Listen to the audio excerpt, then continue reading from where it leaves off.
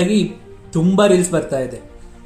ಈ ಅಕೌಂಟ್ನ ಫಾಲೋ ಮಾಡಿ, ಅನ್ಫಾಲೋ ಮಾಡಿ, ಮತ್ತೆ ಫಾಲೋ ಮಾಡಿ, ಈ ರೀಲ್ನ ಕಮೆಂಟ್ನಲ್ಲಿ ಕಮೆಂಟ್ ಮಾಡಿ, ನಿಮ್ಮ ಅಕೌಂಟ್ ಗ್ರೋ ಆಗುತ್ತೆ. ಸಖತ್ ಜನ ಇದನ್ನ ನಂಬಿ ಟ್ರೈ ಮಾಡ್ತಾನೂ ಇದೆ.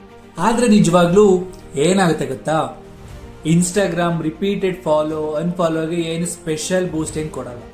ನೀವು ಎಲ್ಲಾ ಕಡೆ ಆ ರೀಲ್ ಕಮೆಂಟ್ ಮಾಡಿ ಆ ರೀಲ್ ಜೊತೆ ಇಂಟರಾಕ್ಟ್ ಮಾಡಿದ್ರೆ ಬೆನಿಫಿಟ್ಸ್ ಆಗೋದು ಒರಿಜಿನಲ್ ರೀಲ್ ಕ್ರಿಯೇಟರ್ಗೆ.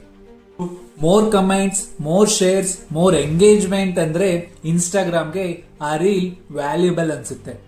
ಆಮೇಲೆ ಆಲ್ಗೋರಿದಮ್ ಆ ರೀಲ್ನ ಜಾಸ್ತಿ ಪ್ರಮೋಟೂ ಮಾಡುತ್ತೆ. ರಿಸಲ್ಟ್ ಏನು? ಫಾಲೋವರ್ಸ್ ಇನ್ಕ್ರೀಸ್ ಆಗೋದು ರೀಲ್ ಕ್ರಿಯೇಟರ್ಗೆ, ಕಮೆಂಟ್ ಮಾಡಿದವ್ರಿಗಲ್ಲ.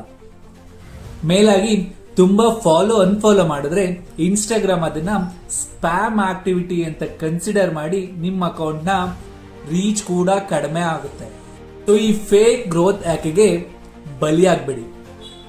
ಗುಡ್ ಕಂಟೆಂಟ್ ಕ್ರಿಯೇಟ್ ಮಾಡಿ, ಜೆನ್ಯೂನ್ ಆಗಿ ಎಂಗೇಜ್ ಮಾಡಿ, ಕನ್ಸಿಸ್ಟೆನ್ಸಿನ ಮೇಂಟೈನ್ ಮಾಡಿ.